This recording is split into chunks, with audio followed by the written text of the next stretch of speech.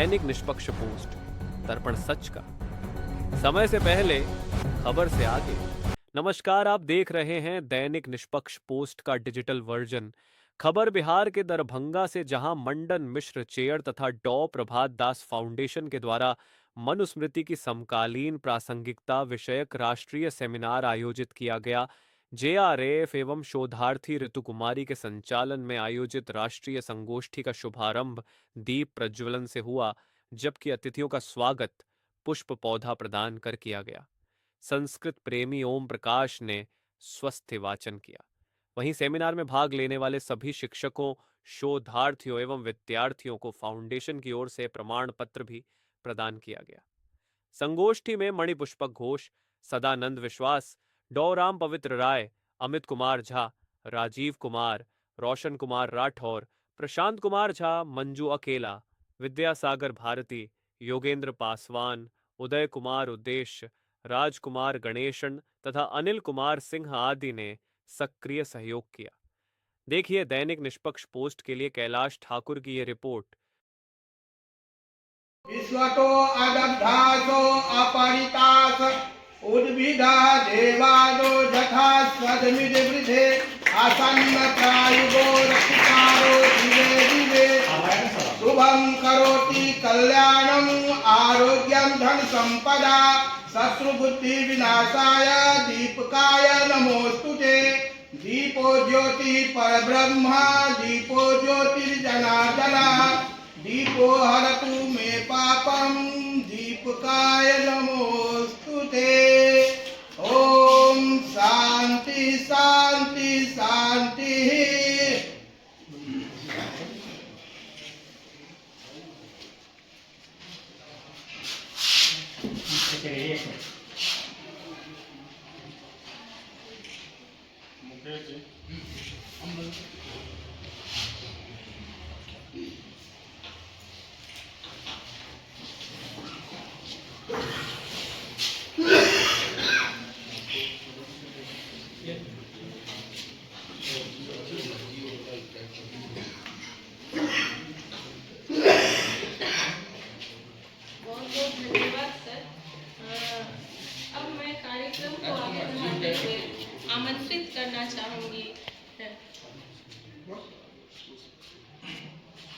आमंत्रित करना चाहूंगी हमारे अग्रज के रूप में उपस्थित एसआरएफ सदानंद विश्वास जी का कि वो कृपया 24 में मंडन मिश्र चेयर की स्थापना हुई। 2 चेयर यहाँ स्थापित हैं। चेयर का मतलब कुर्सी वाला चेयर नहीं है, पीठ इसको बोलते हैं। हिंदी होता है पीठ। मंडन मिश्र पीठ, जहाँ पढ़ाई होती है विद्यापीठ जैसे नाम होता है उस तरह से। इसमें मंडन मिश्र से संबंधित जानकारी प्राप्त करेंगे और साथ ही साथ इससे इतर अन्य विषयों को भी हम सेमिनार के माध्यम से, कार्यशाला के माध्यम से,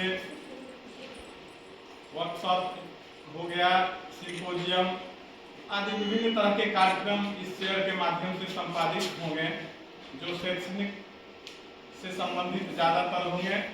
और एक दूसरा चेयर स्थापित हुआ उदयनाचार्य पीठ, उसके भी कार्यक्रम होते हैं, उद्घाटन हो गए हैं, 2 प्रोग्राम हुए हैं और इसका भी कार्यक्रम। तो मंडन मिश्र चेयर स्नातकोत्तर संस्कृत विभाग में स्थापित हुआ 2024 में। यह संस्कृत विभाग का ही सौभाग्य है और विभागाध्यक्ष का जो हम लोग हैं टीचर, कि हम लोग के समय में ही दोनों, इसके पहले कोई चेयर यह नहीं था और 2 चेयर की स्थापना कुलपति और विश्वविद्यालय प्रशासन द्वारा यहाँ की गई है। इससे निश्चित रूप से शैक्षणिक गतिविधियों में वृद्धि होगी। तो मंडल 10वां है अध्याय उसका और 11 अध्याय तो सिर्फ प्रायश्चित का है और 12 जो अध्याय है वो केवल और केवल दर्शन है। उसमें जो आत्मा और इस सब के बारे में कैसे क्या है उस पर सब लोग अपना व्याख्यान देके मोटा मोटी उसमें जो 12 अध्याय है उसके किसके अध्याय में क्या है। मैं इस सेमिनार को इसलिए कराना चाहता हूं कि आप पढ़ें, क्योंकि आप छात्र हैं और आप ही जब बाहर निकलेंगे कभी इसमें प्रोफेसर बनेंगे तो बताएंगे कि हमारे धर्मशास्त्रों में आखिर बात क्या लिखी हुई है। पूरी बात जब तक सामने न आए तो उस पर हम व्यंग नहीं कर सकते हैं या करना भी नहीं चाहिए। तो उसमें जो अच्छी बातें हैं उसको आप ग्रहण करें। अभी भी 95 से 98% बात जो उसमें है वो लगभग ग्राह्य है। अब बताइए, सत्यम ब्रूयात प्रियम ब्रूयात न च ब्रूयात सत्यम अप्रियम, ये तो अभी भी सही है। अभी भी हम गलत झूठ बोलना किसको अच्छा लगेगा? ये तो अभी प्रासंगिक है ना। माता का दर्जा उसमें पिता से 10 गुना अधिक बताया गया है। आप इसमें ये भी कहा गया है कि यदि आप अपने माता पिता के का जो आपके प्रति ये है, उनका जो श्रम है उसको आप 100 जन्म में भी नहीं पूरा कर सकते हैं, ये भी उसमें ये वर्णित है। तो क्या ये आज प्रासंगिक नहीं है? ये बताता नहीं है कि अपने माता पिता को आप अच्छा व्यवहार रखिए उनके साथ। तो उसमें कुछ ऐसे चीजें हैं उनको आप छोड़ दीजिए। और रहा उसके समय की बात, तो मुझे लगता है कि उसमें चीन और ये क्या नाम है इसका, नहीं, लिच्छवी, नेपाल, यवन, काम्बोज, ये सब की भी चर्चा है। और राग से भी रहित है, जहाँ वह धर्म है जो द्वेष राग से रहित है। कोई भी आचरण मुझसे गलत आचरण हो जाता है, आप जब एकांत में बैठेंगे तो आत्मा पुकार पुकार के कहती है कि नहीं, तुमने यह गलत किया है। इसलिए वहां कहा है हृदय नाभ धनुज्ञातो। आप हृदय से, हृदय को पूछिए, क्या आपने जो यह कार्य किया हुआ सत्य है? भगवान मन कहता है इसलिए कि हृदय नाभ धनुज्ञातो, जिसको हृदय ने एक्सेप्ट कर लिया, जिसको आत्मा ने स्वीकार कर लिया, ऐसा जो धर्म है, मैं मनुस्मृति के द्वारा इस समाज को हूबहू उसको स्थापित करता हूं। उसमें ये नहीं है कि आप खूब पूजा पाठ करें, खूब स्तोत्र पाठ करें, विद्वद्भी सेवितः सद्भी नित्य मद्वेष राग भी, माने द्वेष राग से रहित विद्वानों के द्वारा पूजित और अपनी आत्मा के द्वारा जिसको अनुभूत कर लिया गया है, वो वास्तविक धर्म के पथ प्रदर्शक जो हमारे मनु हैं, जिन्होंने अभी हमारे विषय प्रवर्तक ने कहा कि 4 लक्षण मुख्यतः, उसमें जो 10 विध लक्षण धर्म का या पति पत्नी के बीच कैसा व्यवहार होना चाहिए। कहा गया संतुष्टो भार्या भर्ता, भर्ता भार्या तथैव च यस्मिन् एव कुले नित्यम कल्याणम तत्र वै ध्रुवम। अर्थात जिस घर में पति से पत्नी और पत्नी से पति संतुष्ट रहता है, उस घर में सदा कल्याण का ही वास होता है। नारियों के सम्मान के बारे में कहा गया, यत्र नार्यस्तु पूज्यन्ते रमन्ते तत्र देवता, यत्रास्तु न पूज्यन्ते तत्र सर्व निष्फला क्रिया। जहाँ नारी का सम्मान होता है वहाँ देवता विराजमान होते हैं, और जहाँ तिरस्कार होता है वहाँ की सारी क्रियाएं असफल होती है।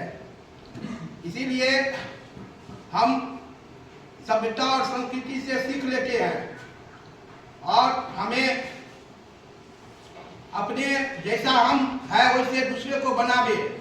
इन्हीं बातों के साथ मैं अपनी वाणी को विराम देता हूँ।